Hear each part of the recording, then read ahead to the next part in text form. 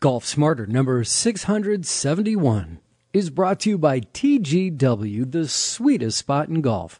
Right now, all Golf Smarter listeners receive 20% off on apparel. And if you go to tgw.com/golfsmarter, you'll land on a page that gets you directly to all the sale items being offered. Let me just explain what happens when you go to tgw.com/golfsmarter. You'll land on a page that welcomes you, the Golf Smarter listener, with exclusive discounts in multiple categories. And there are separate sections. There's golf shirts. Next one's golf pants. There's a section discount golf outerwear. Here's one called golf skirts, and shorts. Golf rainwear. Golf belts. Yeah. Wow. An entire section just on golf belts. Who knew? Then there's golf headwear, obviously, and finally golf socks and undergarments. So there's lots to choose from, and when you click on one of those boxes, it'll take you even deeper to show you what they have discounted just for you. Clearly, there's so much more to TGW because of all the equipment and training aids and gear and clubs. It's huge, right? That's why they call it the sweetest spot in golf. But now through February 5th, they want you to take advantage of the additional 20% off items in these categories. The exclusive Golf Smarter 20% off apparel sale ends February 5th, 2019 at 11:59 p.m. Central Time. Of course, some exclusions apply, nor can this discount be combined with any other discount offers. And due to manufacturer policies, some other items may also be excluded. And this includes all Titleist, FootJoy, Under Armour items, and select Nike items. But to see all the apparel that qualify for our 20% off sale, go to tgw.com/golfsmarter. Or if there's other items you want to buy, make sure you put Golf Smarter in the checkout code to let them know that you were there. Again, that's tgw.com/golfsmarter. Or click on today's show notes or their ad at golfsmarter.com. Welcome to our annual MattyB Awards for the 2018 PGA Tour season. This is Golf Smarter, sharing stories, tips, and insights from great golf minds to help you lower your score and raise your golf IQ. Here's your host, Fred Green. Well, I'd usually open up the show by saying, welcome back to the Golf Smarter podcast, MattyB. But no, I want to say, ladies and gentlemen, welcome to the 45th annual MattyB Awards for the PGA Tour season. Hey, MattyB. Well, it is award season, Fred. This is our favorite time of year. That's got our right. tuxes on, we got our drinks, and we're ready to go. Yeah, but you know, if you were watching the Golden Globes, everything had to be politically correct. That's not going to happen here, is it? No, we don't do that. This is not some self-congratulatory group of self-obsessed stars. These are the common people. We're going to talk like the common people, Fred. Well, I don't have that many bleeps in this machine, so you got to be careful. Okay, yeah, we're sponsored and stuff now. We'll have to be good. Yeah, we are going to be nice boys. Be good. Hey, MattyB, how are you, man? It's crazy that we now only get to talk to each other once a year. I know, it's terrible. Because it's just like, it's so quick that we get back together and go, oh, I missed you. I know, thank God. Well, the blessing and the curse of social media is that I feel like I'm caught up with you and know what's going on, but that it's an illusion because we haven't actually talked. Right. You know what I mean? So right. it's this trick of the mind that you think like, oh, I know Fred's doing his podcast and everything's great, and I see his pop up from time to time, and I'm sure you see my posts from time to time. But then you look at the calendar, you're like, oh my God, we haven't talked. It's awful. I know. There's so many things that I had to check off the list to tell you. It's like, yeah, it's more than social media in my life because basically that's the podcast. Absolutely. Oh, gosh. Social media has been such a blast this year. It's good for everybody. So anyway, how are you? What's going on professionally? You still on the radio? Still on the radio here in Boston. We just celebrated our second year, Matty and Nick, on the legacy rock station WAAF. We do afternoon drive 3 to 7. And it's been a blast. It's been a fun 2 years. So we're looking at a third year, I think. You hope. Well, it's radio, so it could be third and a half year, 2.5 years. Who knows? You never know. And then I've got the The show on History Channel. I do a companion show. I've talked about it before on this very podcast, but for those of you might have some new listeners. I do a companion show. They have a hit show called The Curse of Oak Island, and I basically am the behind-the-scenes fan representative. I do a show called Drilling Down, and I do like 6 one-hour specials a year, and I interview the brothers and pre-show specials and post-show specials, and I'm embedded on the island at different times throughout their search, interviewing the guys and trying to find out more information. And that's just been an awesome, life-changing gig. Wow. What do you mean the brothers? Okay, I'm sorry.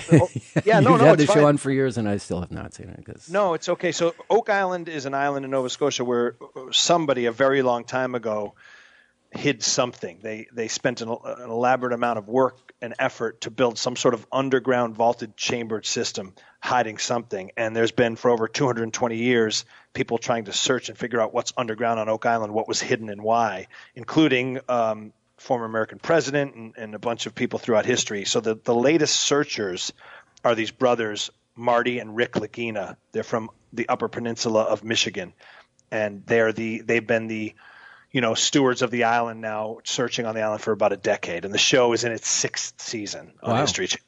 Yeah. Wow. It's quite an adventure. Yeah. And they found you audition stuff. It's not as if you were totally into this stuff in the beginning? Well, they did ask for hosts who were into not so much paranormal, because it's not really a paranormal show, although, as we've uncovered in the past 6 seasons, there's a lot of paranormal activity that seems to be in and around the island. But they asked for someone who's into kind of alternative news or kind of the strange things in life. So it wasn't a prerequisite, but they asked for that. And I've been into that since And when your agent saw Strange, went, I got just the guy. Exactly. Exactly. Good.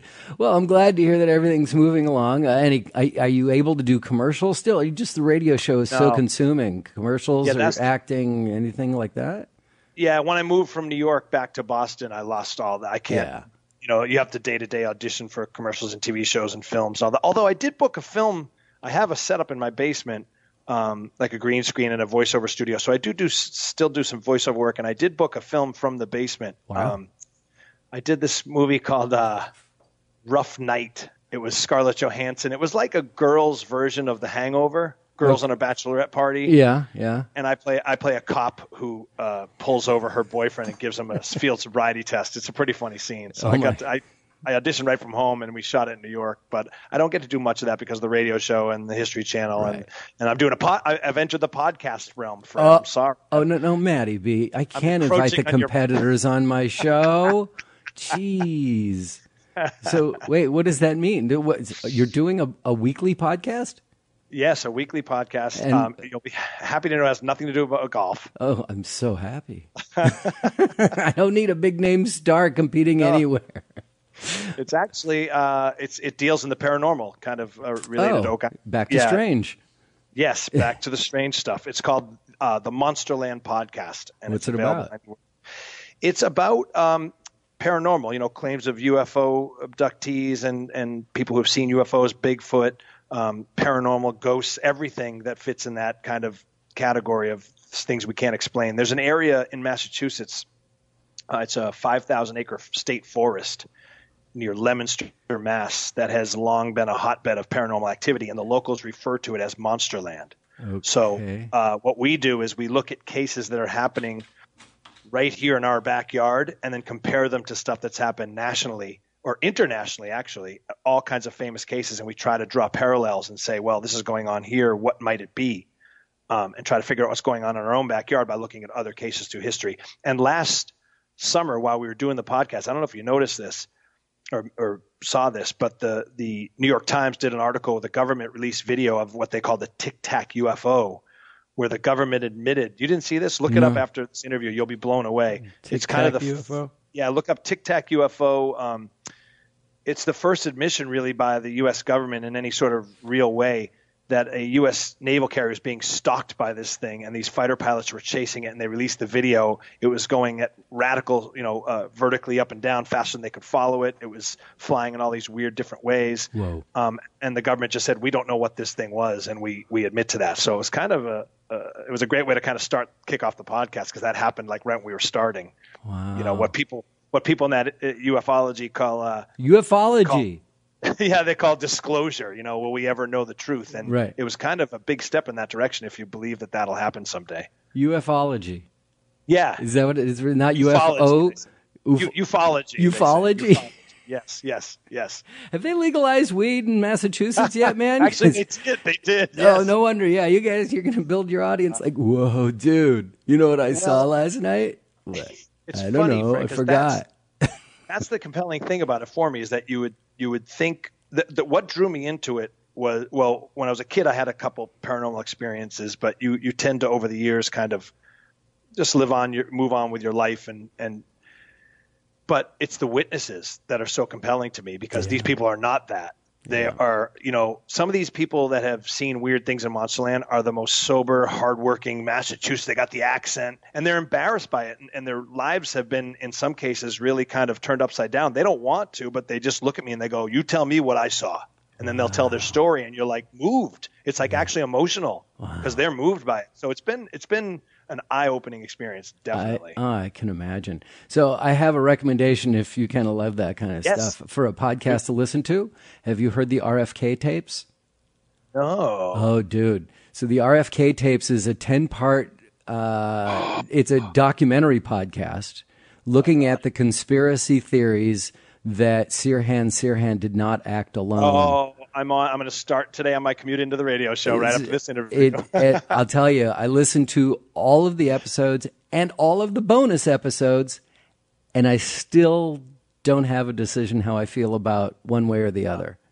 That's awesome. It's really compelling and interesting. But, conspiracy theorists, they tend to push the envelope, but they can make a case for themselves, and they do quite the job on this. And it was always really interesting to me because the night before RFK was shot, he had arrived in Los Angeles. I was growing up there, and we heard that his motorcade was going to be passing by where we were going to be. So we kind of waited, and it finally went by, and I reached up, and he was in one of those unprotected convertibles just slowly going through the different towns, and reached up and shook his hand. Wow. So I was like, oh my God, I got to shake his hand. That's so cool. And then the next morning I turn on the radio and it's like, Robert Kennedy is dead. It's like, wow, what? So, wow, my brush with amazingness. Yeah.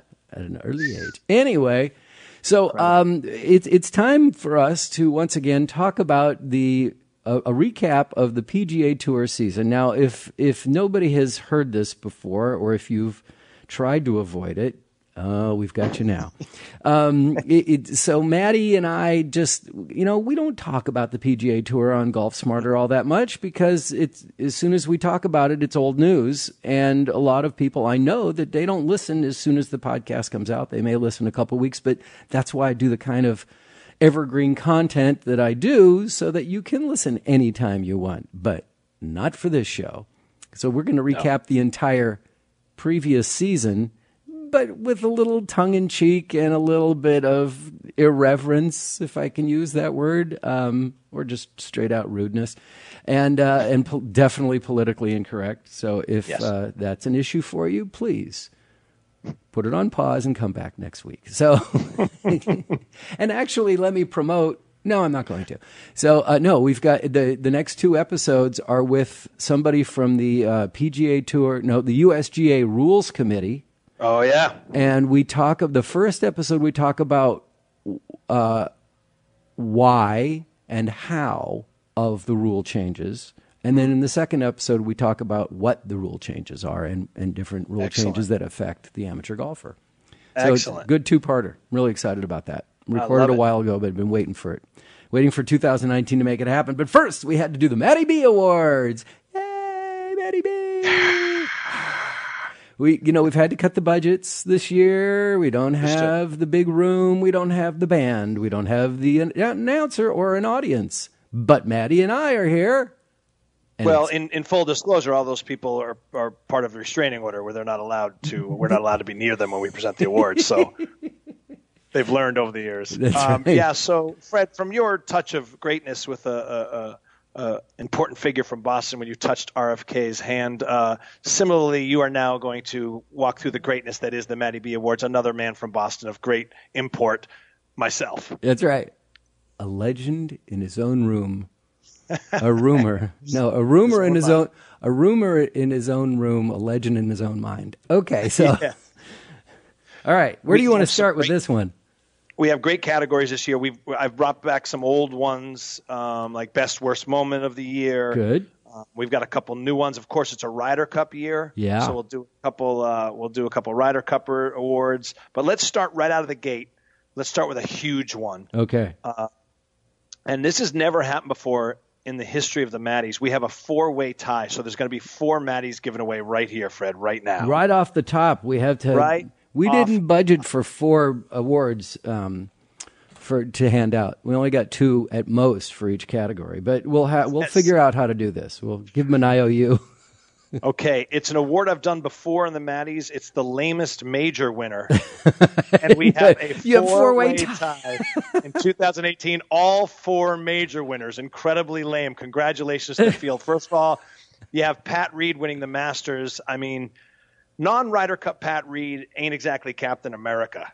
You know what I mean? Unless you like your Captain America weird and hates his own parents and wears cheesy 90s choker jewelry. Then you go to the U.S. Open where you had so many storylines, Fred. Phil could have finally won. Yep. Ricky could have broken through. Nope. You get creatine drinking frat bro Brooks Koepka. Yeah. Taking our national championship. Fred, question. Yes.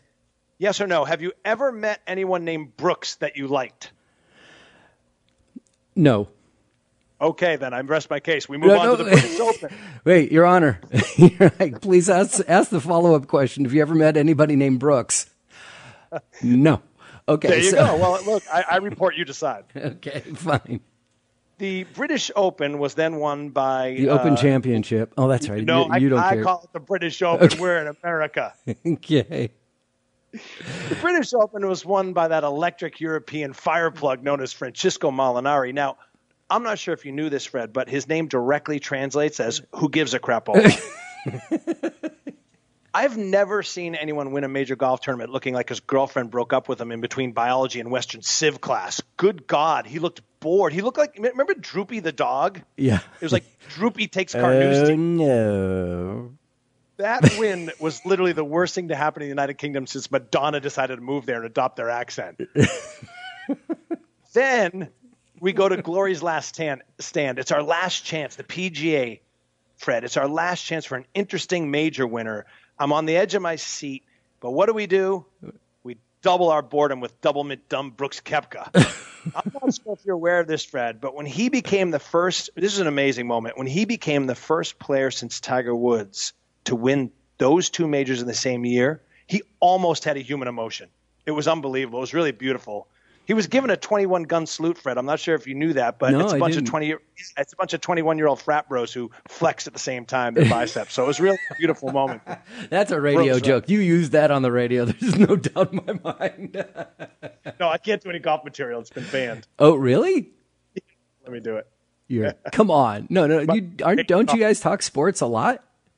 Do a sports report. He hates golf though, so it's a running gag. He has to allot me a minute during the show, or I can talk about golf a Matty minute. Then Matty, we're going to have to do this more often. You're going to have to come on here and talk about. I've got all this stored up horrible material.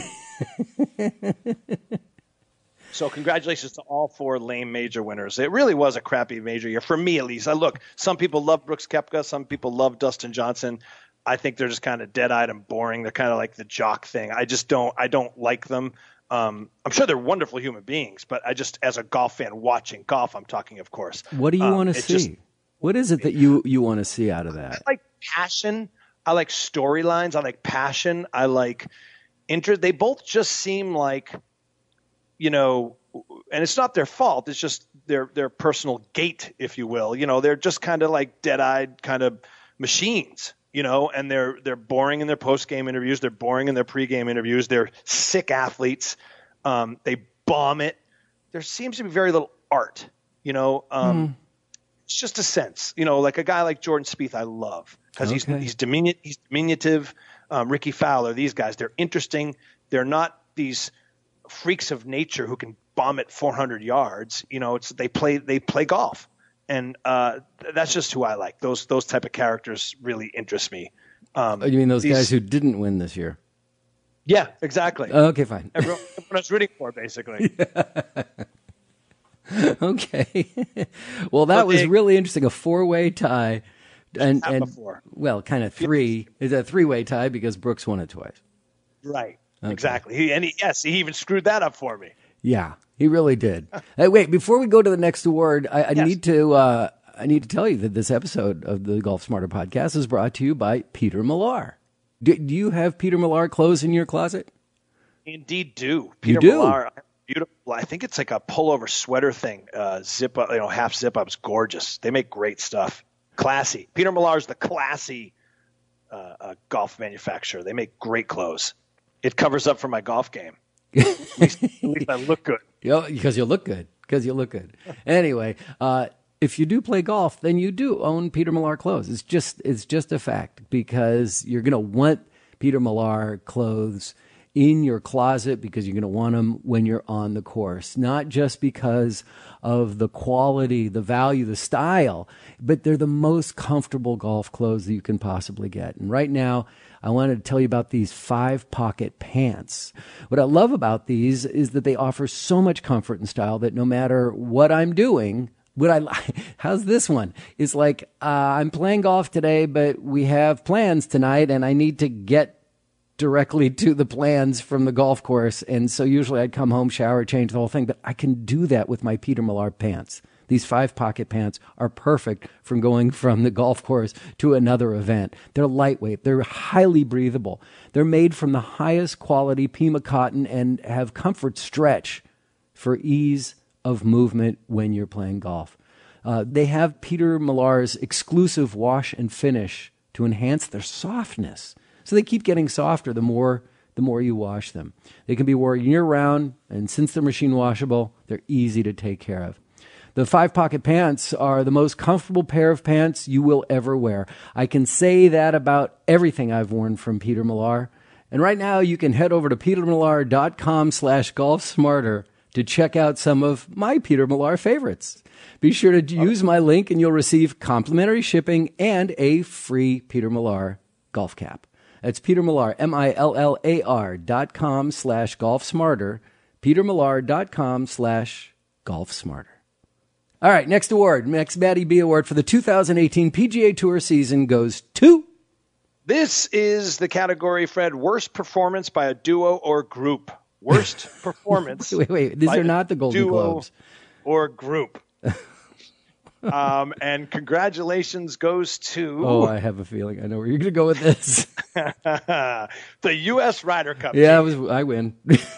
Fred, as if we couldn't hate France anymore. You guys go over there and play like a bunch of cowards. Didn't any of you watch Saving Private Ryan? Now, I don't want to use hyperbole, Fred. You know I would never do that. No, but never. Everything we did in World War II was wiped out because of this team.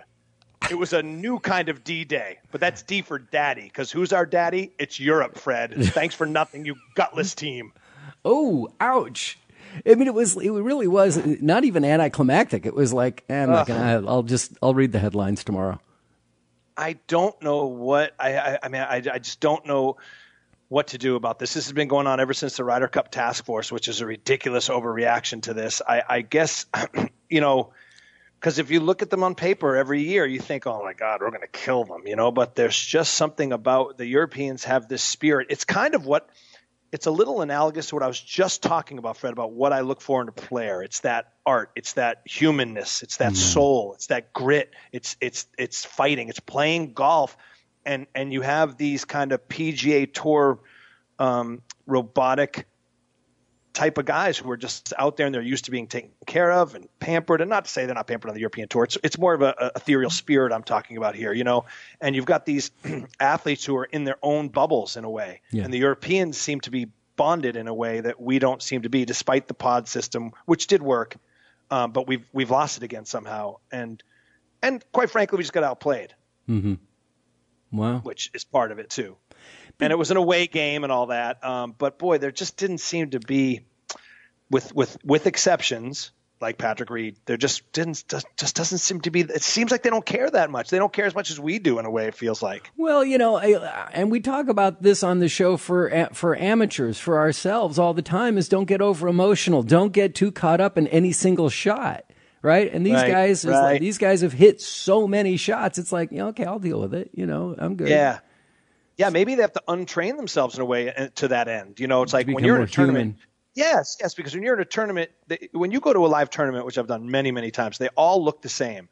They walk around with this Zen look on their face because they're doing what you said. They played a lot of these things. They hit a lot of golf shots.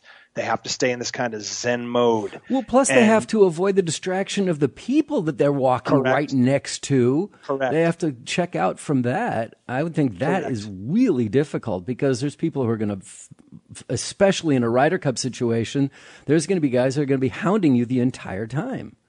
Yeah, no doubt, and that is a huge part of it. And then I think maybe that hurts you in a Ryder Cup situation. Maybe you have to engage more with your teammate. You have to engage more with the energy of the crowd or whatever it is. But yeah, we're missing something. But we come back home next year, so maybe we can do something. Yeah, it wouldn't be interesting if the Ryder Cup captain said, "All right, this year we're going to get the fans into this. We're gonna go right up into their face and scream, and we're going to," and they're all going to look at him like, "Yeah, let's get another captain." Well, we've had those individual moments, at the 18th. It's usually at an 18th or 17th. Like Rory and Patrick Reed shushing each other, and that was more like a WWE event. You know what I mean? Those two going back and forth. It was like a wrestling match. They were screaming at each other, and that was fine.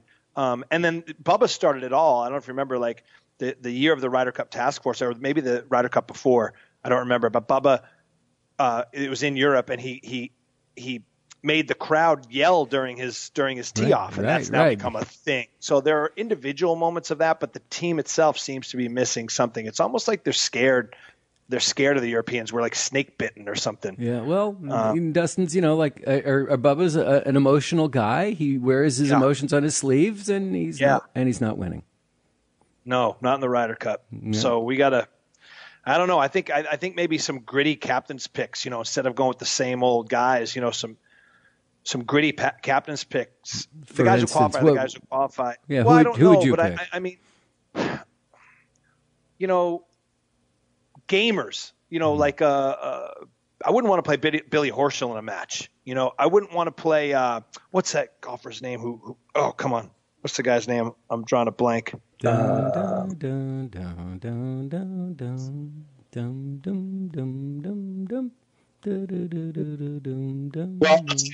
Zach made the team, but Zach always sees them. Guys like that, guys who are gamers, guys who would just be tough in a match, fighters, and those aren't necessarily your top 8 or 10 guys necessarily on the list. You know what I mean? Yeah. And the dang player I'm thinking of that I can't think of is probably the ultimate example of it. He had a great year. Oh,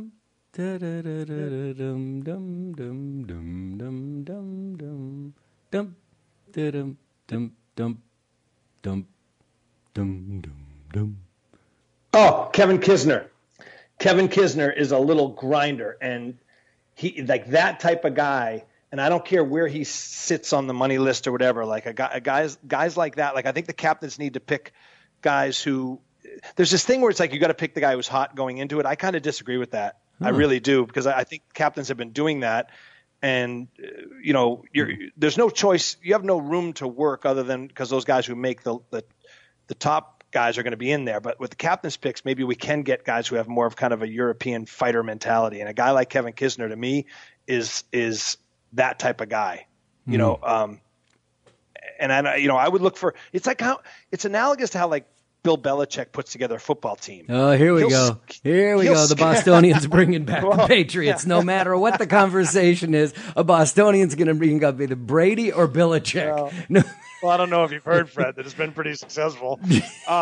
Belichick will skip who everyone else is looking at, and he'll find guys who are on the, quote unquote scrap heap or the B tier players, the guys who are fighters, football guys who have a nose for the ball. It's an ethereal thing you're looking for. And I think the U.S. team needs more of that. Old tradition of the Raiders. The Raiders. Yeah. Yeah, the way they used to just be a bunch of outcasts. Yeah.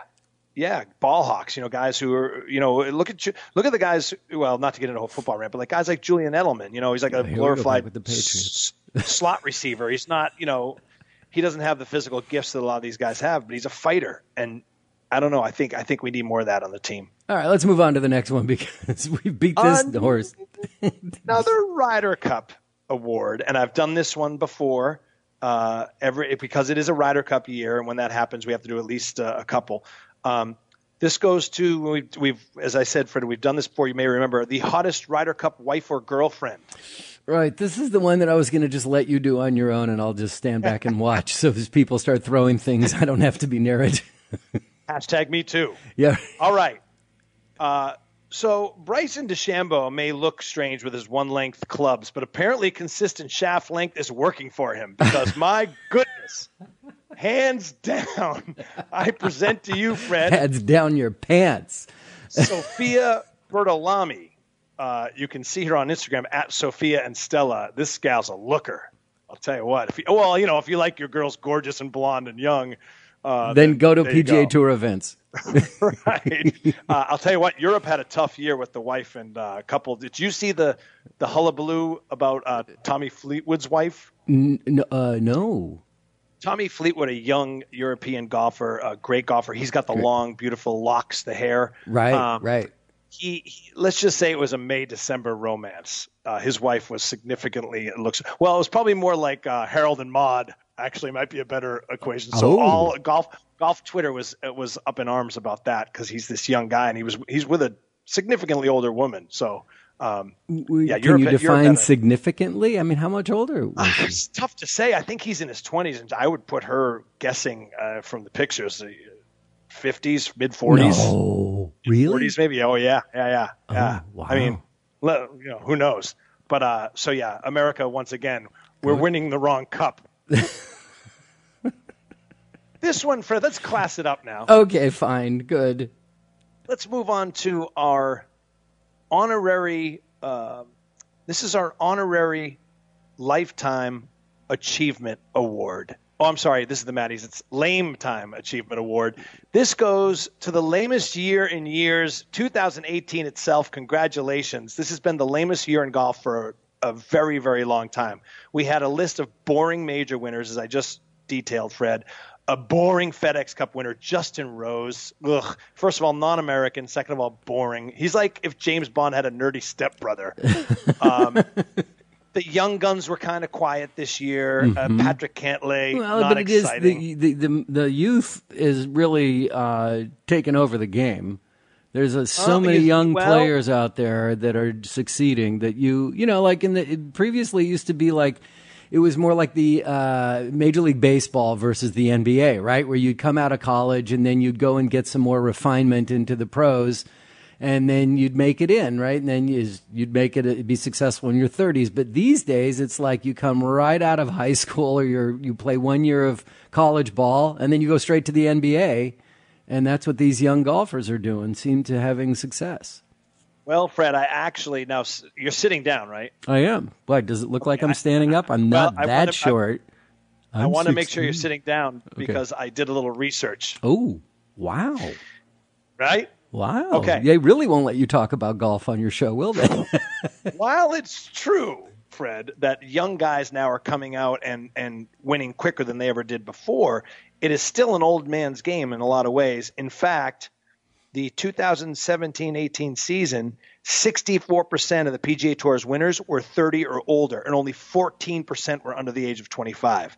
So, so it's still the old dog's game, which is a wonderful segue into our greatest comeback award, which goes to one of the old guns himself, Mr. Tiger Woods. Yeah.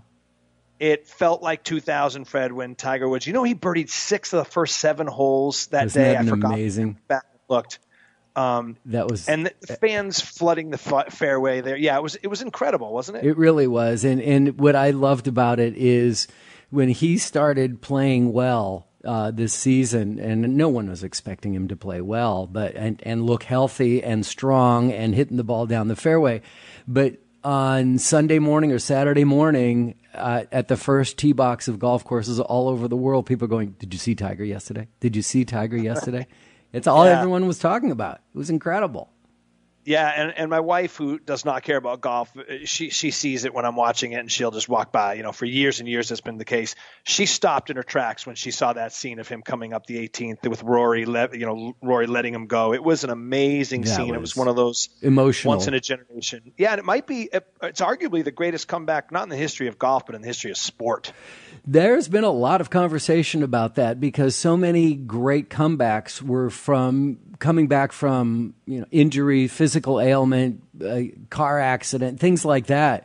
But to come back from physical, emotional, mental breakdowns and like to the very bottom, and people love to kick them around, but boy, do we love comeback stories. We love to kick them when they're on top, and we love to root for them when they're at the bottom coming back up. I mean, what was it? I don't know, 13, 14 months before or so, just over a year before, he was on that video where he couldn't even stand up straight in the sheriff's department, so whacked out. I mean, it's really incredible. And didn't know he was even going to be able to walk pain-free, never mind golf pain-free. So it was an amazing story. Really happy for him. I really am too. I'm happy for golf too, obviously. Happy for golf because there is a Tiger effect. No question about it. As far as getting people out on the course. You talk about your charisma and the lack of charisma that you're seeing on the PGA Tour, and then Tiger comes back. Yeah, and not like he's the most charismatic character, but there's something so compelling about him. Fascinating. He's fascinating. Yeah. He's not a great interview. He gets in that zone too, but you can't not watch that man. Did you read the book? Did you read the book Tiger Woods this year? I read Hank Haney's book, The Big Miss. No. But I didn't read. No. The non-authorized, full-out biography, just called Tiger Woods. Read it. No, I did not. Are you a book? I don't know if you're a book reader, but it is. Yeah. Oh my God!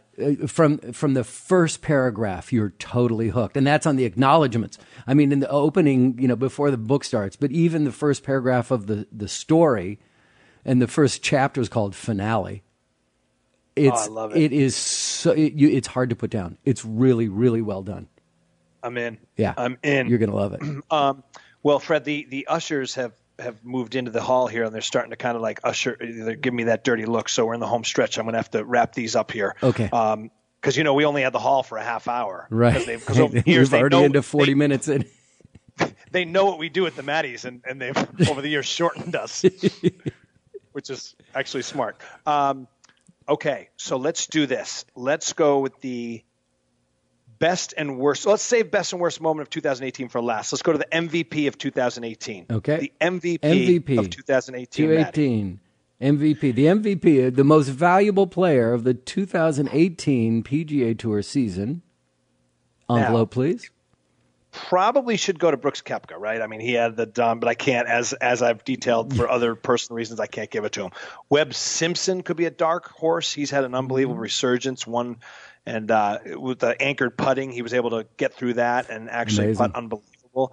Bryson DeChambeau won multiple times. Justin Thomas won 3 times after winning the FedEx Cup the year before, and that's the greatest in the FedEx Cup era, Fred. That's the greatest defense of the FedEx Cup that's happened to date. Interesting.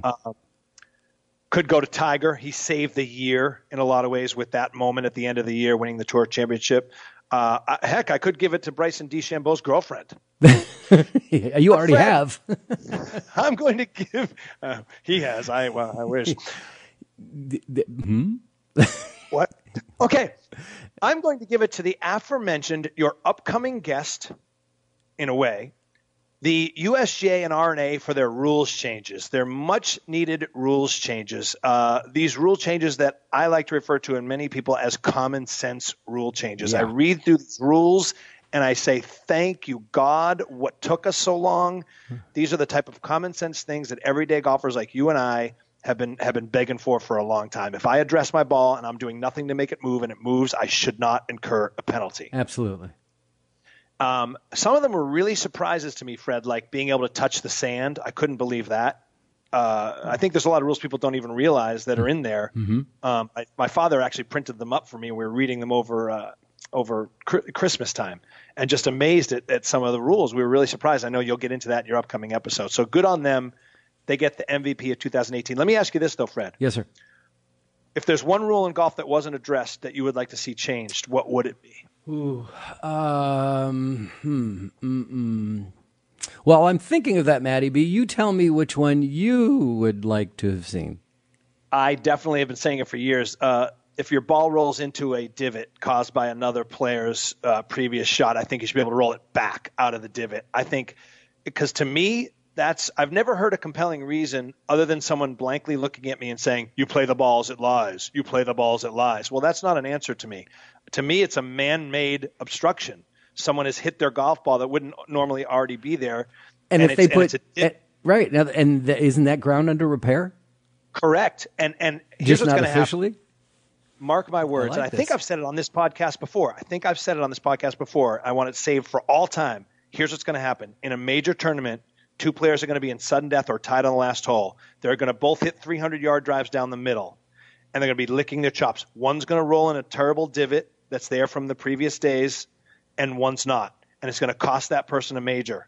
And everyone's going to freak out, and everyone's going to reactionary say, why do we have to play the ball out of divots? I think it's the one rule, probably the most important rule, that should have been fixed. I don't understand why we have to play out of those things caused by another player. It's not like you're hitting it out of bounds. You get penalized for a good shot because a lot of those divots are where the good players put the ball, sure, i.e. right down the middle or an approach to a green. Why should I have to play out of the mark that they made? I just don't. I think it's unfair. And it could easily be the same guy. The guy whose ball's in the divot could be his divot. Yeah, it's exactly right. You don't know. Right. And, I'm not saying a club length. I'm saying you should just roll it back no closer to the hole. I don't see why. I like it. I still can't think of anything that I would change because everything they did, it was like, okay, I'm impressed. I like it. Yeah. Right? Yeah. Some people didn't like the drop from the knee. They don't like the drop from the knee thing. Oh, yeah, get over yourself. Right? So what? Like it's easier. So then you know what? It's like I said to my wife the other night. I said, "Would you? It was dessert time." She goes, "Oh, just give me a half." I said, "Just take the whole, and you don't have to eat the whole thing." Why do women always like? No, I'll just take half. No, I'll just take a little bit. Just take it, and you don't understand self-control. I totally understand self-control. That's why I just said just eat half of it. Boy, did I get in trouble for that one. Fred, have I told you about Bryson DeChambeau's girlfriend by any chance? No, tell me. Oh, maybe later. Okay, fine. All right. Let's end with the coveted Matty that everybody wants, Fred. Everybody every year clamors for this. I get more emails about how do I get a MattyB award every year.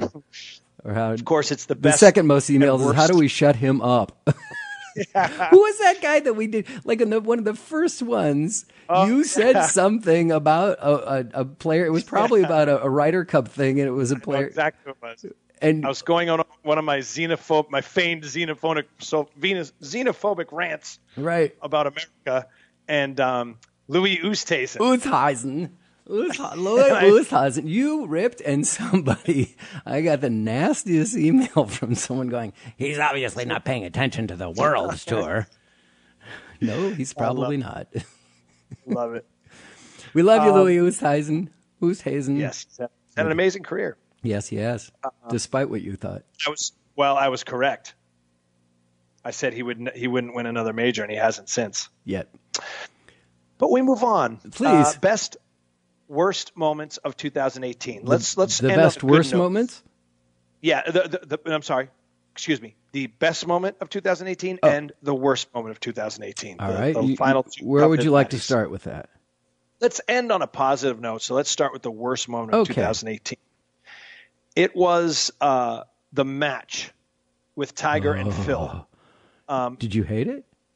I loved it in a lot of ways, but here's why it got the Matty for the worst moment, because it was the coverage of it, and I got to give a shout out here to my buddy Shane Bacon, who was the one bright spot. Shane, I worked with at Back Nine. I remember. I remember you talking about Shane a lot. Yes, and he's one of my dear friends. Full disclosure, but he also happened to be coincidentally. I'd slam him if he wasn't. he did the on-course interviews with Tiger and Phil. He was the best part of the whole thing. Like those moments when he actually got to talk to them and ask them about what they were thinking were phenomenal. You didn't like the gambling lines during the match? Well, they wouldn't.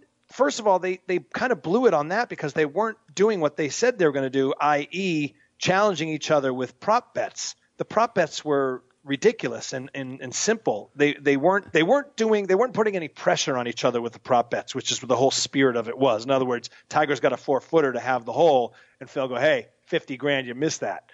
That never happened. It was $100,000 that one of us holes in for eagle here. Yeah. From 200 yards. Like, what? That's not even a prop bet. A longest drive prop bet. Like, come on. So I felt like they blew that, but the coverage was so bad. Peter Jacobsen, someone on Golf Twitter tweeted, I will literally pay another $50 in pay-per-view for a channel that doesn't have Peter Jacobsen talking right now. Because I like Peter, but they blew it because when the players were actually talking, it was billed as you're going to be able to hear them talking and busting chops. The announcers talked over them the whole time. Right, because they were saying nothing. And they never lowered the golfers either. So it was like literally 4 people talking at once. Tiger's talking to Phil or to his caddy, and you're like, oh, what's he going to say? And then they start talking about it like it was a normal tournament. Well, on this approach shot, he's going to think this. And here's the flyover of this hole. It's like, no. This isn't a PGA Tour event. I would rather hear Phil. At one point, Phil started talking to his caddy, his brother. He starts going, yeah, so I woke up this morning, and Amy says to me, we got to get to the airport or whatever. He starts talking like a personal life story. And Peter Jacobsen starts talking over him about his approach shot technique. I'm like, what? No, I want to hear Phil talk about his morning. Yeah. You know what I mean? Like that was the whole magic of it. And they just talked over the whole thing. Then the finish, it ties. Surprise, surprise. And where do they have the playoff, Fred? At the pre-sold 90-yard hole that just happened to be lit up perfectly with the sponsor's logo and the name of the event right underneath. I mean, it was just really? Did you really see it? I saw it as good planning. Just in case, here's how we're going to do it. They had to. I think you're a conspiracy theorist. Fixed. Well, Back to the RFK tapes. I do think it's a huge coincidence that it ended up on that 90-yard hole that they had planned on. 8 times. I do think that's yes. And I do think that somebody had a conversation with somebody and said something to the effect of, again, not fixed, but, hey, if it did go to a sudden death, that's good for everybody because it lasts longer, it builds. We got the logo right there. It's all pre-set up. It's all lit up. If it's nighttime, you know what I mean? So that just seemed to me, and it's kind of a bizarre ending. No smack talk. They weren't talking smack. I think they don't like each other enough to smack talk. I think although they're less names, if you had Jordan Spieth and Justin Thomas, they would be going, you're going to choke that. You're going to choke that because they're friends. Right. Okay. Yeah, good call. Tiger and Phil are being almost too respectful and polite to each other. So we lost a lot of that. So one of my favorite parts of the match was Charles Barkley. Yeah, he was funny, but like him and who else was there? It was like Samuel Jackson. Sam Jackson. I'm like, is this a Tarantino sketch? No, it was a commercial. I mean, those guys were on that commercial together. Yeah, right. So it just too contrived for you. It was all the coverage that ruined it for me. Yeah, it was the coverage that ruined it. I thought it was pretty entertaining. All right. At least at the end. Are you ready for the best moment of 2018? The best moment of 2018. Yes, please do, MattyB. What was the best moment of the 2018 PGA Tour season? Well, Fred, it was the match with Tiger and Phil. I think it was simultaneously the best and worst moment of 2018. I loved it. All that being said, I didn't want to bury the lead there. All that being said, I had buddies over. I had 5 buddies over. And we did it. I bought the pay-per-view, and we all bet on it, and we just had the best night. It was fun, and I think that despite all the worst moments it was the coverage that ruined it, but I think the fact that it happened is huge. I think it's exactly a shot in the arm that golf needed in an otherwise boring year, in a Ryder Cup loss year, and there's going to be more to come. And they said they're going to actually coach teams, which will be amazing. So they were saying that the new iteration of this would be Tiger fields his team, Phil fields his team, and they go at it, which would be phenomenal. So I loved the excitement of it. It was almost like a fight, one of those UFC fights. It felt like a UFC fight. And I just loved it. So I hated the coverage. It ruined it in a lot of ways for me, but it was also my favorite moment of 2018 at the same time. The fact that it happened. It was the most excited about golf I was since, Saturday of the Ryder Cup when I realized we weren't going to win it. I was so disappointed. I hadn't been excited about anything in golf like that in 2018 until then. So it gets my best Matty and my worst Matty. That's so interesting. Yeah, first time ever. Well, it was. I had no interest in watching it. I didn't care at all, and I don't remember what happened where we were, but I was by myself that day. I'm like, okay, I'll turn it on. I'll check it. I'll just check it on my iPad. It's like to see what's going on. So let's give the biggest oops of 2018 to pay-per-view.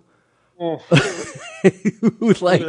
of a sudden, everybody's watching for free. Why? Because they blew it. People were not being able to log in after they paid, and they said, all right, we're just going to open up to everyone, which was the right move. It wasn't. They got enough money in the sponsorships.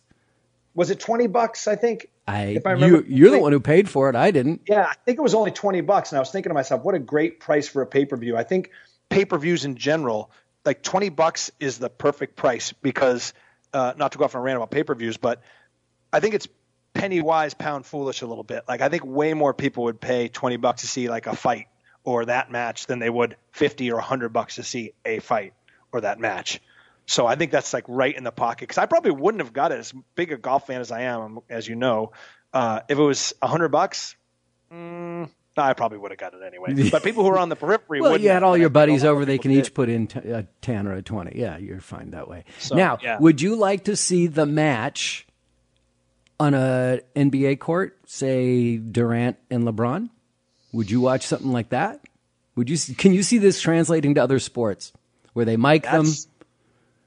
Absolutely. I guess NBA, other than you can't do it in football, you can't do it in baseball unless you do like play a game of over the line, but that's just all-star game. It'd be like crap. a skills challenge. Yeah, right. So I think that on an NBA one-on-one, that's pretty good. Off-season pay-per-view. I would watch that. Yeah, absolutely. Because exactly the smack talk on that, you have to go pay-per-view because it would just let him go. Just let him go. It's exciting. Maybe that's what they were thinking too. I'm sure Phil and Tiger are both shrewd businessmen. Well, and then the other thing that I brought up about the gambling, that was, the gambling lines. It wasn't the gambling lines that I was thinking about Phil and Tiger. It was what they were saying. Okay, this shot's a 4-1, and I think that's going to be a lot going on in sports now that Vegas is kind of being embraced by pro sports. I think that you're going to start seeing a lot of that. Fantasy sports is definitely made that happen, and people want to know, and people are gambling on sports. That's how the NFL is so successful. I think it's because of gambling. Absolutely. So it's a huge audience. Yeah. Brutal. Yeah. Mess. Oh, you mean you didn't want to watch Tampa Bay play Jacksonville, Fred, with no money on it? No. I actually started paying attention because the playoffs started. Now I'm paying attention to the NFL season. Other than that, I really didn't care. There you go. Because I have two teams. I don't know what I'm going to do when Brady and Belichick are done. I don't know what I'm going to do. Yeah, you're going to have to find a new sport. Oh, I'm yes, sorry. So are we going to now? We'll just call the predictions now, since we brought up the NBA. Celtics Warriors this year finals.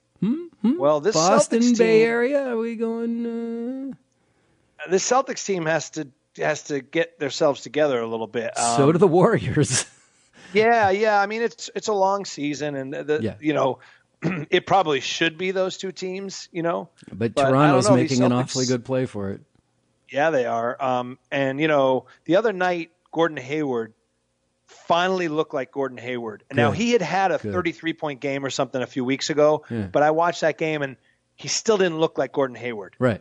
He's even like blotchy, like he's tired, and the other night with Kyrie out on the road, he looked like Gordon Hayward. And he was moving like right and correctly. So I think those things are just starting to fall into place. Perfect Do you know timing. what I mean? Yeah, you bring it up. That's the thing. Everyone talks about what a long season the NBA season is, and that you just all you have to do is get to the playoffs, then you turn it up, and that's what people are like. Don't worry about the Warriors; they're going to be fine. It's like, yeah, but they went 13-12 over 25 games.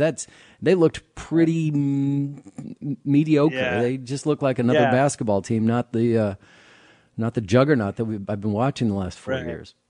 Yeah, it's like, at what point do you start to worry? At what point do you say maybe it's more than them just chilling before the playoffs? And do you want to get in a situation where you're like a 2 seed or something, and lose home court or whatever? Because that in the NBA is really valuable. So, yeah, now's the time both teams have to Chris turn it Paul on. didn't get injured in Game 7 last year against Houston, Warriors probably wouldn't have made it to the finals. Who knows? Yeah. Anyway, MattyB, thank you so much for this. I just find it to be, I literally look forward to this for months, as you know, because I've been emailing you since September going, are we going to be able to do this? Are we going to be? And it's like, Matty's not answering. MattyB, are you still there? Do I have the right email address? Come on, MattyB. But you're such a busy guy, and I really appreciate you taking the time, and I'm holding you up. I know that you have to get to work. Dude, Happy New Year. My best to you and your family, and just keep buying new shoes for Max. That kid's you got it. He keeps getting bigger and bigger and bigger. It is so great to see. Thanks, you, Fred, and I love you, buddy. And to all the Golf Smarter listeners, Happy New Year. I hope 2019 brings you everything you ever wanted, and the new rule changes work for you, and you have a great season out on the golf course and at home, too. Well, I hope that was as much fun for you as it was for me.